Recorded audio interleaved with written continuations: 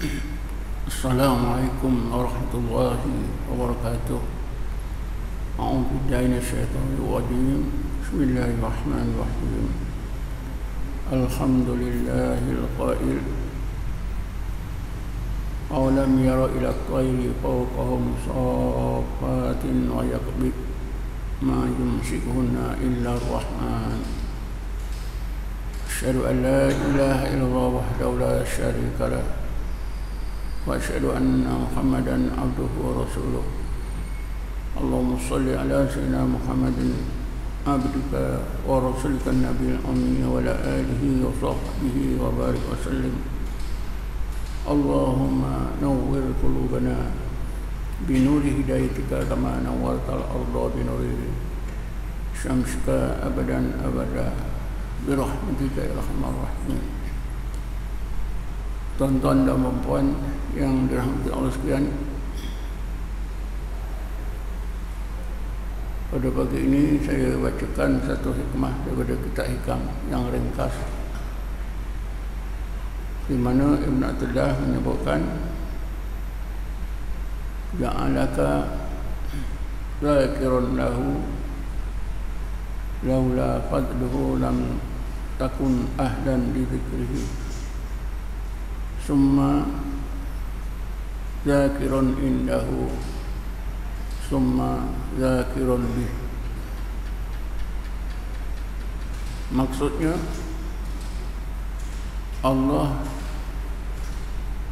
telah jadikan diri anda sebagai orang yang mengingatinya tanpa kurniaan daripadanya, anda tidak akan menjadi seorang yang berpikir. Kemudian Allah akan jadikan anda orang yang berzikir di sisinya, dan akhirnya Allah akan jadikan anda orang yang berzikir dengan Allah. Walaupun hikmah ini berkaitan dengan zikrullah, tapi semua ibadat begitulah juga keadaannya. Maksud Ibn Atullah,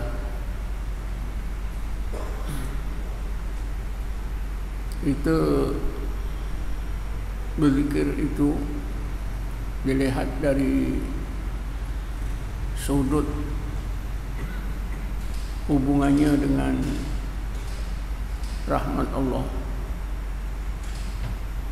dilihat dari sudut hubungannya dengan perbuatan Allah, maka ada 3 peringkat. Peringkat yang pertama ialah peringkat permulaan. Peringkat permulaan ni berarti baru dikurniakan Allah, seseorang itu baru dikurniakan Allah amalan zikir.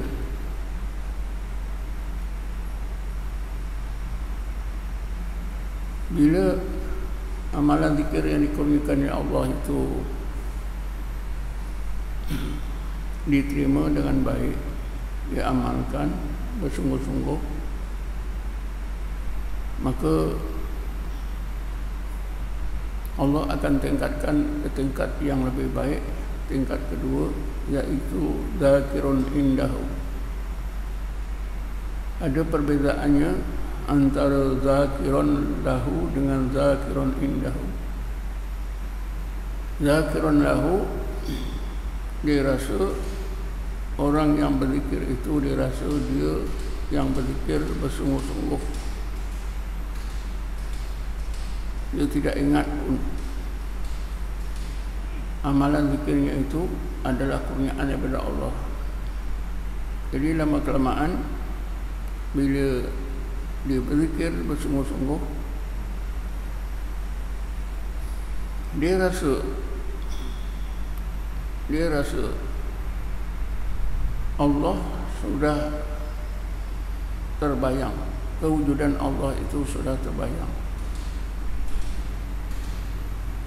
dan dia sudah terasa bahawa dia kemampuannya dia berzikir adalah kurniaan daripada Allah. Amalan zikirnya dengan Allah tidak terpisah. Kemudian bila ditingkatkan oleh Allah kerana kerajinannya, kesungguhannya, akhirnya Allah akan tingkatkan ke tingkat yang sempurna, iaitu zakirun bihi.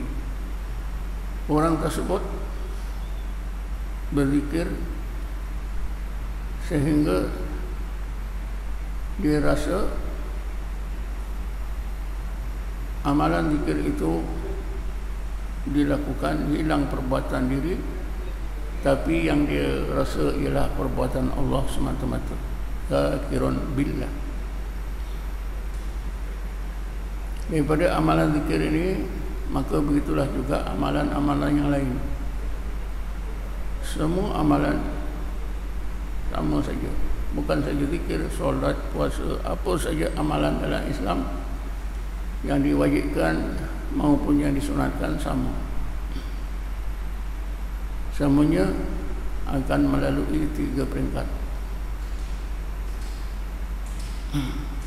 Peringkat permulaan, peringkat pertengahan, dan peringkat terakhir, peringkat yang sempurna.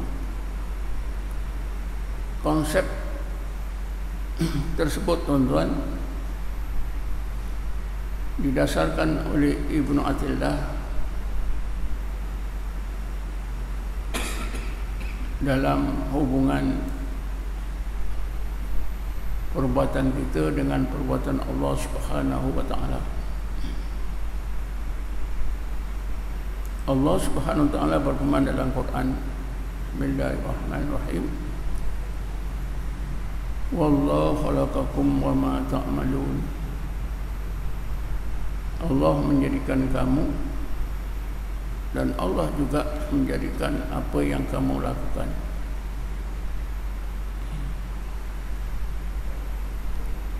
Masalah Allah menjadikan kita mudah faham. Tapi masalah Allah menjadikan perbuatan kita, itu susah kita nak faham. Akal kita susah nak terima. Tapi itulah yang dimaksudkan oleh Allah dalam firman-Nya tadi, wallahu khalaqakum wa ma ta'malun. Allah menjadikan kamu, dan Allah juga menjadikan amalan kamu. Tadi saya bacakan satu ayat dari suratul Mulk. Bismillahirrahmanirrahim. Awalam yaru ila at-tayri fawqahum safatin wa yaqbid ma yumsikuhunna illa ar-Rahman. Mengapakah manusia itu tidak melihat, tidak merenung, tidak memikirkan burung yang terbang di atas kepala mereka, mengembangkan sayap dan mengincupkan sayap? Tidak ada yang menerbangkan burung itu kecuali Allah yang bersifat Rahman. Dalam satu peperangan, tak salah perang Uhud, tentera Islam menang. Ramai tentera kafir yang terbunuh. Tentera Islam tentu berasa gembira, bersyukur kepada Allah. Tiba-tiba turunlah ayat Bismillahirrahmanirrahim. Falam taqtuluhum walakin Allah qatalahum. Wahai tentera Islam, bukanlah kamu yang membunuh musuh kamu, tentera kafir, di dalam peperangan tadi. Walakin Allah qatalahum. Akan tetapi Allah lah yang membunuh mereka.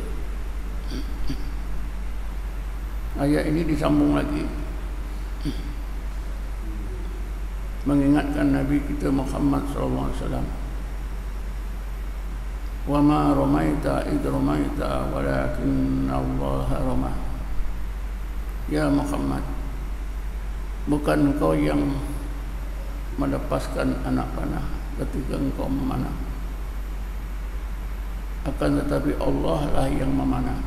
Roma artinya lempar, tapi biasa juga dimaknakan dengan memanah, Roma. Jadi tentera Islam dan Nabi diingatkan, dan peringatan ini untuk kita juga, yaitu Allah SWT mengingatkan kita hakikat perbuatan kita. Pada zahir kitalah yang melakukan, pada syariat, pada hakikatnya Allah lah yang melakukan. Apa yang disebut kelakuan Allah, perbuatan Allah itu kita tak nampak. Tapi cukuplah kita fahami bila kita ingat tentang qudrat dan iradah Allah Subhanahu wa taala. Dalam kitab-kitab tauhid, bila sampai ke bab qudrat iradah Allah, dia diungkapkan dengan ungkapan yang terkenal, yang sepatutnya siapa saja yang belajar ilmu tauhid ingat. La tataharrak dzarratun illa biiznillah. Sebiji abu pun tak bergerak kecuali dengan izin Allah, dengan kehendak dan qudrat Allah Subhanahu wa taala. Jadi apa juga amalan yang kita amalkan,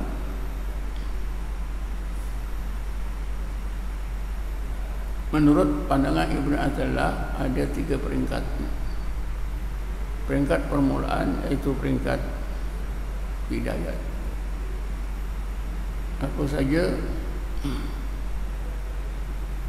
biasanya di peringkat permulaan kita tidak mahir. Kadang kita buat, kadang tak buat.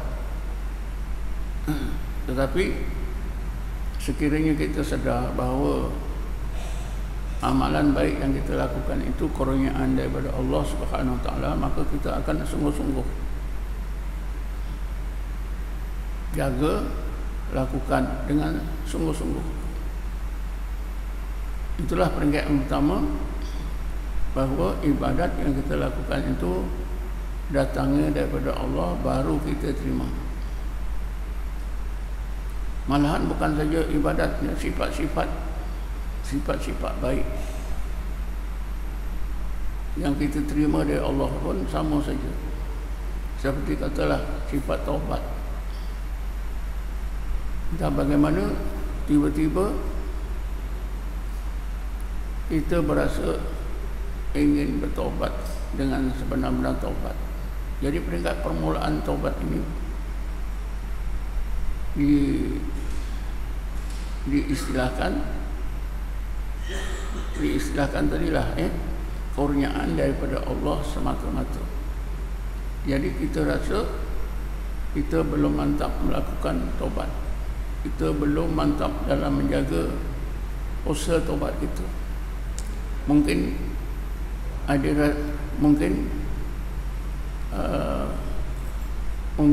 kita melakukan dosa sekali dua. Itu peringkat permulaan. Peringkat apa? Kurniaan daripada Allah. Lama kelamaan bila kita jaga bersungguh-sungguh doa kepada Allah, taubat itu sudah mula sebati kepada kita, dan kita rasa apa itu wujudnya Allah sudah kita rasa dalam hati kita, dan kita sudah merasa hampirnya Allah pada diri kita. Kemudian lama kelamaan mengambil masa, biasanya taubat itu akan kekal, akan sebati, sehingga betul-betul dia menjadi seorang taib ilallah, orang yang benar-benar taubat kepada Allah. Dan ketika itulah dia rasa dia mampu bertobat. Katakan itu karena semata-mata dengan Allah, dengan qudrat dan iradah Allah, dengan rahmat Allah Subhanahu wa ta'ala, sehingga dia merasa usaha dan ikhtiarnya hilang. Dia semata-mata melihat kurniaan daripada Allah Subhanahu wa ta'ala.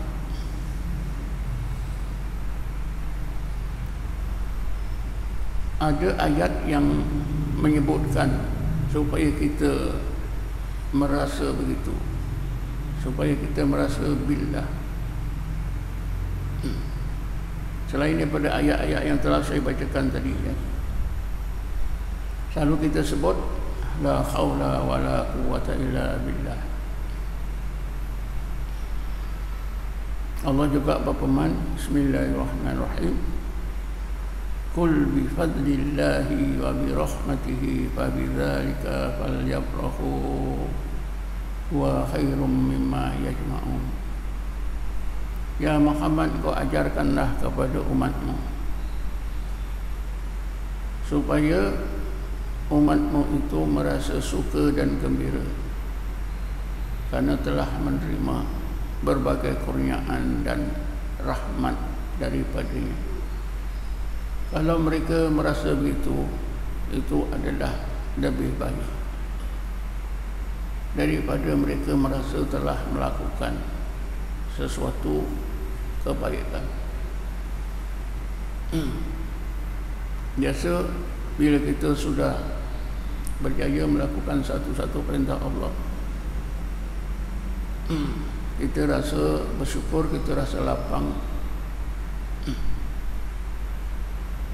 Maka apakah faktor yang mendorong kita rasa suka dan lapang? Kalau faktor yang mendorong kita suka dan lapang bersyukur kepada Allah itu semata-mata kerana kita berjaya melakukan amalan itu kurang baik. Yang terbaik, kita rasa suka, gembira, bersyukur, lapang dada kerana telah menerima berbagai kurniaan Allah dalam bentuk amalan tadi, datangnya semata-mata daripada Allah. Allah sebutkan wa khairum mimma yajma'un, itu adalah lebih baik daripada mereka merasa telah melakukan amalan yang telah dilakukan itu. Tuan-tuan dan puan-puan sekalian, kita juga boleh fahami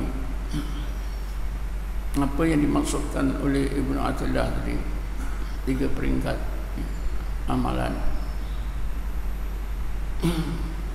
Permulaannya, pertengahannya, dan peringkat kesempurnaannya. Kita boleh fahami melalui 3 hubungan.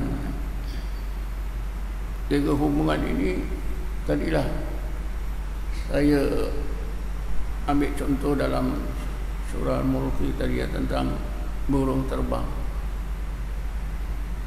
Burung terbang itu sebabnya ialah kerana adanya sayap kiri kanan, kincuk, kembang dan kincuk. Jadi sayap burung, kembang, kincuk itu adalah sebab. Terbangnya burung itu adalah musabbab. Ini kena ingat perkataan Arab sikit lah. sayap burung, kembang kincuk itu sebab. Burung itu terbang di udara itu musabbab. Tetapi ada satu lagi, yaitu musabbibal asbab, yaitu qadrat dan iradah Allah. Ma yumsikuna illa rahman. Tak ada yang menerbangkan burung itu kecuali Allah yang bersifat Ar-Rahman. Jadi tuan-tuan, bila kita mandang sebab dan musabbab, maka kita lupa qadrat iradah Allah. Sehingga kalau seseorang itu hanya memandang sebab, tidak memandang musabbibal asbab, maka kafir dia. Sayap burung itulah yang menerbangkan burung itu, bukan qadrat iradah Allah. Kafir dia. Ini kita lalui ketika kita membaca kitab Risalah Tauhid. Bila kita sampai ke bab qadrat, dicontohkan dengan apa? Roti dipotong dengan pisau. Kita diajar supaya kita iktikadkan yang memutuskan roti itu ialah Allah. Siapa mengiktikadkan pisaulah yang memutuskan, maka kafirlah dia. Itulah apa saja apa saja yang berlaku bila kita mandang sebab semata-mata, maka itu boleh menjadikan kita syirik. Jadi kita dikehendaki supaya kita memandang apa tadi, musabbibal asbab, iaitu qadrat dan iradah Allah dalam hubungan amal ibadat kita, supaya kita memandang perbuatan Allah. Untuk sampai ke tingkat sampurna, yaitu billah, tentulah makan masa, perlu kepada hidayat, perlu kepada kesungguhan.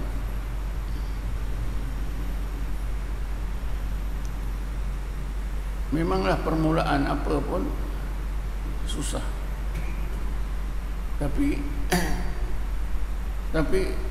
mereka yang belajar ilmu tasawuf, mereka akan sedar sikit sebanyak. Dia boleh melakukan sesuatu ibadat kerana kurniaan Allah. Ini permulaan. Jadi apa pun rahmat dan nikmat yang Allah kurniakan, bila tak dijaga akan hilang. Jadi seseorang yang terus menjaga kurniaan daripada Allah, satu-satu amalan baik tadi, lama-kelamaan Allah akan tingkatkan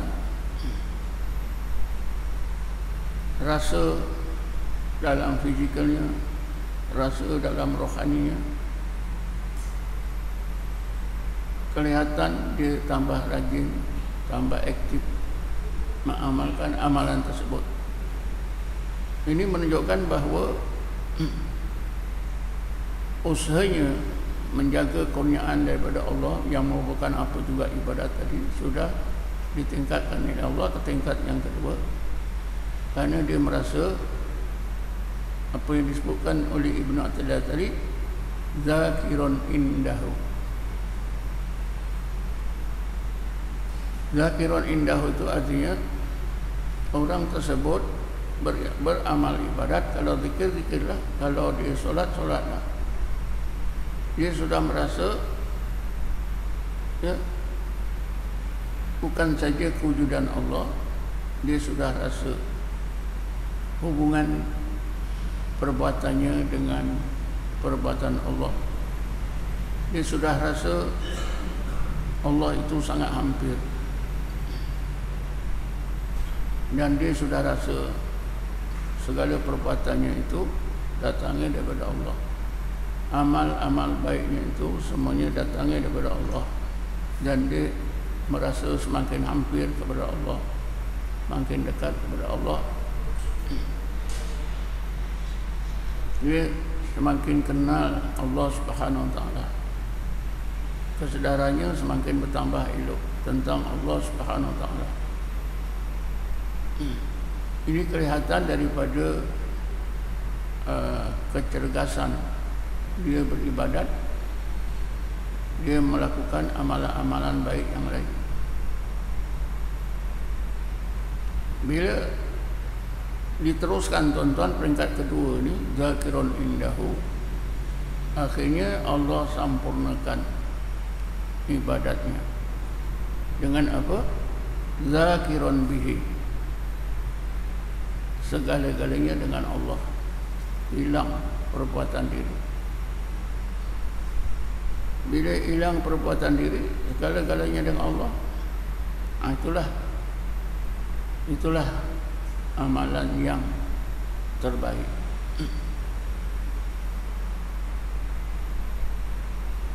Kerana hilang perbuatan diri, yang dipandang ialah Allah semata-mata. Mereka yang sampai ke tingkat ini di kalangan umat Nabi Muhammad digelarkan oleh Allah dengan gelaran ulul albab. Ulul albab ni tak salah saya dalam Quran ada disebut sebanyak 16 kali ya. Ulul albab, kalau tak salah saya, ulul albab ni disebut oleh Allah dalam Quran banyak 16 kali. Mereka inilah orang-orang beriman yang benar-benar diakui oleh Allah sebagai hamba-Nya dan diberi kabar gembira bahawa mereka akan dimasukkan ke dalam surga bila mereka beribadat sebaik-baik ibadat. Bismillahirrahmanirrahim. Wa basyiril ibad alladzina yastami'una al-qawla fayattabi'una ahsana ulaika alladzina hadahumullah wa ulaika hum ulul albab. Kalimah yang akhir, ya Muhammad, engkau beritahulah kepada para hamba-Ku untuk perkhabaran yang benar. Bila engkau sampaikan kepada mereka, hati mereka akan berasa gembira, suka dan gembira bahawa mereka akan dimasukkan oleh Allah dalam Jannatul Adnin. Para hamba-Ku itu ialah mereka yang bila mendengar pengajaran Allah, mereka amalkan dengan amalan yang terbaik. Alladzina yastami'una al-qawla, mereka itulah orang-orang yang mendengar pengajaran Allah daripada Quran. Al-qawla di situ ditafsirkan dengan Quran. Para hamba-Ku itu ialah mereka yang bila mendengar pengajaran-Ku daripada Quran, fayattabi'una ahsana, mereka lakukan, mereka amalkan dengan amalan yang terbaik. Kenapa amalan mereka jadi terbaik? Kerana mereka tidak merasa lagi melakukan amalan itu, tapi mereka rasa segala amalan baik yang dilakukan semuanya billah. Hilang usaha akhdar diri, tapi yang mereka rasa amalan itu mengalir daripada Allah Subhanahu wa Ta'ala, segala-galanya billah, la haula wala quwata illa billah. Jadi bila amalan billah ya,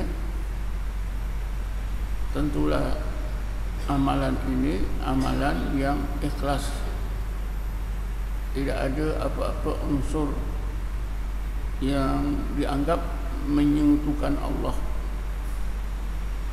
terutamanya syirik khafi. Dan ulul albab ni diringkaskan oleh Allah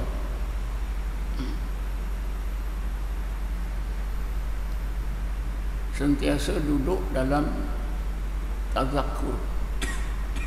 Bismillahirrahmanirrahim. Innama yatazakkaru ulul albab. Ini khususnya sifat tazakkur. Keadaan tazakkur itu dikhususkan oleh Allah kepada umat Nabi Muhammad atau kepada manusia-manusia yang digelarkan oleh Allah ulul albab. Disebabkan mereka sentiasa zikir dan tafakkur, maka mereka dikurniakan oleh Allah tazakkur. Tazakkur inilah tuan-tuan, bila mereka beribadat, mereka betul-betul ingat amal ibadatnya itu billah, hilang perbuatan diri.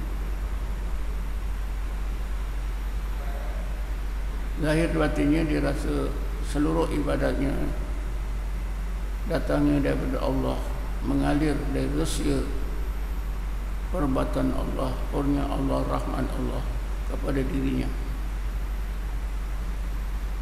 Maka sempurnalah ibadat itu. Sebab itulah dalam surah Ar-Ra'd Allah Subhanahu wa taala sebutkan beberapa sifat keistimewaan ulul albab yang menggambarkan bahawa mereka bila melakukan apa juga ibadat yang sempurna kerana billah. Macam kita ini lebih memandang perbuatan kita.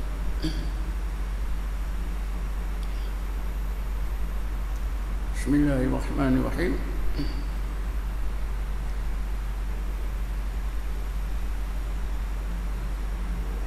Innama yatadhakkaru ulul albab alladzina yufuna bi ahdillahi wa la yanquduna al-mitsaq walladzina yasiluna ma amara Allah bihi an yusala wa yakhshawna rabbahum wa yakhafuna su'al hisab walladzina sabaru ibtigha'a wajhi rabbihim wa aqamus shalah wa anfaqu mimma razaqnahum sirran wa alaniyatan wa yadra'una bil hasanati as-sayyi'ata ulaika lahum uqbad dar jannatu adnin yadkhulunaha wa man salaha min abaihim wa azwajihim wa dhurriyyatihim wal malaikatu yadkhuluna alaihim min kulli bab salamun alaikum bima sabartum fa ni'ma uqbad dar. Ini kehebatannya sifat-sifat ulul albab yang sentiasa tazakkur. Oleh kerana mereka dikurniakan oleh Allah tazakkur, maka apabila mereka melakukan apa juga perbuatan mereka sempurna. Kalau kita lihat kenapa sempurna, kerana segala perbuatan yang dilakukan dia melihat datangnya daripada Allah, mengalir daripada qudrat iradah Allah, rahmat Allah. Itu menyebabkan, itulah menjadikan amalannya itu amalan yang ikhlas, amalan yang bersih, menjadi sebaik-baik amalan.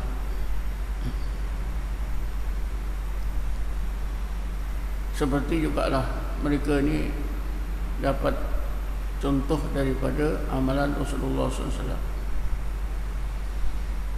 Rasulullah bila beramal sebaik-baik amal dan memandang seluruh amalannya itu adalah datangnya daripada Allah, sehingga Rasulullah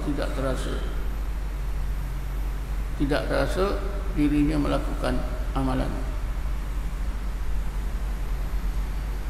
Tuan-tuan mungkin masih ingat bila Rasulullah selalu bangun malam sehingga bengkak-bengkak kaki. Ditegur oleh Aisyah, "Ya Rasulullah, engkau sudah dijamin masuk surga, dosamu sudah diampunkan yang dulu yang akan datang. Karena kenapa engkau beribadat macam ini sampai bengkak-bengkak kaki?" Apa jawab Rasulullah? "Ya Aisyah, aku sebagai hamba-Nya, tak boleh ke aku bersyukur sebanyak-banyaknya?" Jadi maksud Rasulullah, aku bersyukur sebanyak-banyaknya, maksudnya ialah Allah kurniakan berbagai rahmat, berbagai nikmat, berbagai amalan. Tak boleh ke aku terima sebanyak-banyaknya? Jadi Rasulullah bila beramal, dia tidak memandang amalan dirinya, tapi dia memandang seluruh amalannya itu datangnya daripada Allah, mengalir daripada qudrat dan iradah Allah, rahmat Allah semata-mata. Dia tidak merasa amalannya itu perbuatan diri, tidak ada. Jadi begitulah umatnya yang digelarkan oleh Allah golongan ulul albab. Tadi saya bacakan ayat 19 sampai 24 surah Ar-Ra'd, ya. Yang tak perlulah saya nak terjemahkan, tuan-tuan boleh tengok, ya. Ayat 19, akhir ayat 19 sampai 24 surah Ar-Ra'd. Dimulai innama yatadzakkaru ulul albab. Ayat-ayat ini menggambarkan, Allah terangkan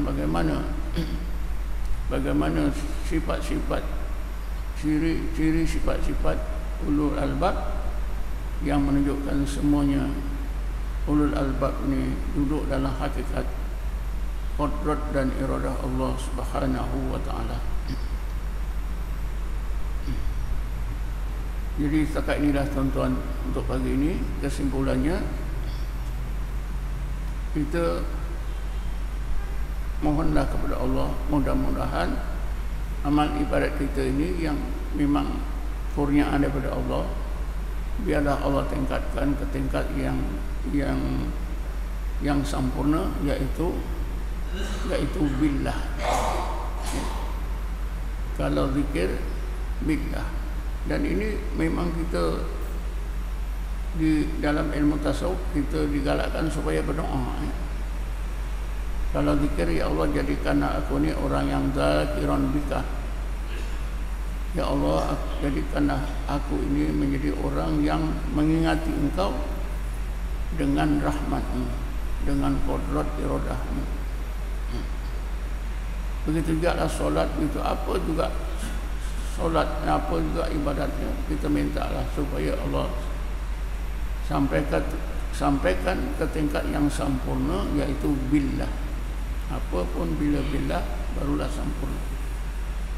Jadi itulah kesimpulannya, apa juga ibadat adalah kurniaan daripada Allah, akan melalui tiga tahap. Tahap permulaan, tahap pertengahan, dan tahap sempurna. Tahap sempurna ini diistilahkan billah.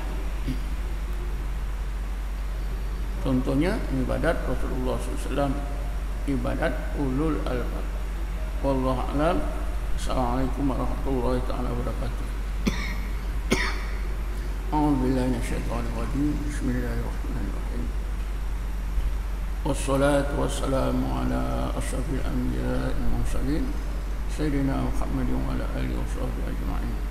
Allahumma ighfir lana warhamna wa li abaina wa li ummahatina لإخواننا لأخواتنا ولجميع المسلمين والمسلمات والمؤمنين والمؤمنات الأحياء منهم والأموات برحمتك يا أرحم الراحمين. ربنا آتنا في الدنيا حسنة وفي الآخرة حسنة وقنا عذاب النار والحمد لله رب العالمين. تقبل الله منكم وإليك.